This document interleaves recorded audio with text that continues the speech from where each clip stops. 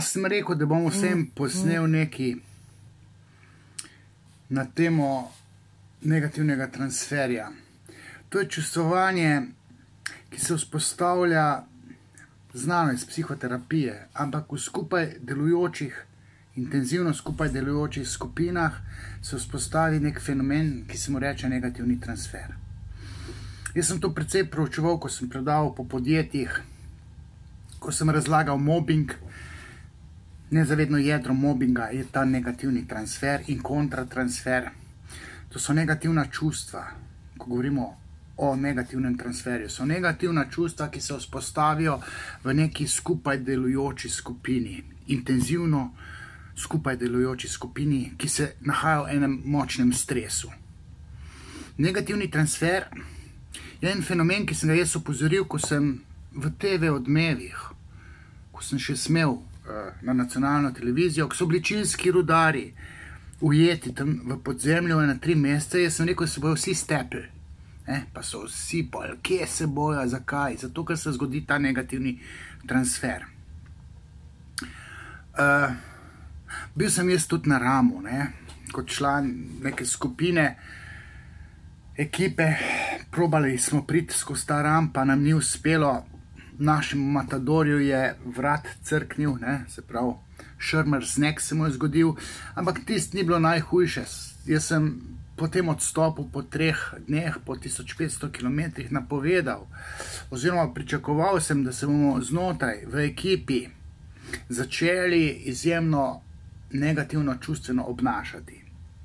To sem pričakoval in to se je zgodilo. Ampak smo to sfurali, ker sem imel jaz stvari pod kontrolo. Jaz sem jih imel, ker sem bil tam preko psiholog, mentalist. Ampak zdaj v teh kriznih časih, saj sem na nekih mestih že poudaril, da bojo problematične te družine, kjer bodo potlačene nezavedne zamere do nasproti spolnih staršev prišle na dan pri teh odraslih osebah, pri očetih in mamah, pri partnerjih, se bojo skregali, ker bojo skupaj delovali, ampak ne gre za tisto dogajanje znotraj tukaj sedaj družine, ampak pridejo na dan zamere iz otroštva. In te zamere iz otroštva se v objemu negativnega transferja dogajajo v domovih za ostarele, v bolnicah in tudi, to me skrbi, to se dogajalo verjetno tudi v Šarčevi ekipi, to se dogaja tudi v vladi. Ta ekspertna skupina, ki je bila formirala, pa se je zdaj zaradi užaljenosti aktualne ministerske ekipe nekako razformirala oziroma se infiltrirala v sama resorna ministrstva. Za to ekspertno skupino sem se bal, da se bodo skregali. In jaz zdaj odgovorne, ne bom zdaj apeliral na Janeza Janšo, ampak odgovorne na vladi opozarjam, da v teh stresnih situacijah pridejo na dan šibki členi, se pravi ljudje, ki imajo v svojem nezavednem potlačitve neke nesimpatične vrste in te potlačitve bojo bruhnile na dan v obliki konfliktov. Sprožilo se bo ogromno negativne energije.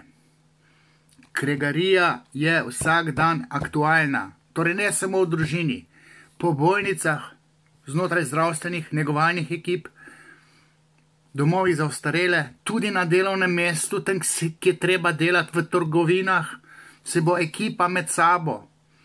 Tam Miller je ena trgovina, kjer je kaos, nabavljajo tiste maske. Osebje bi se znalo med sabo skregati.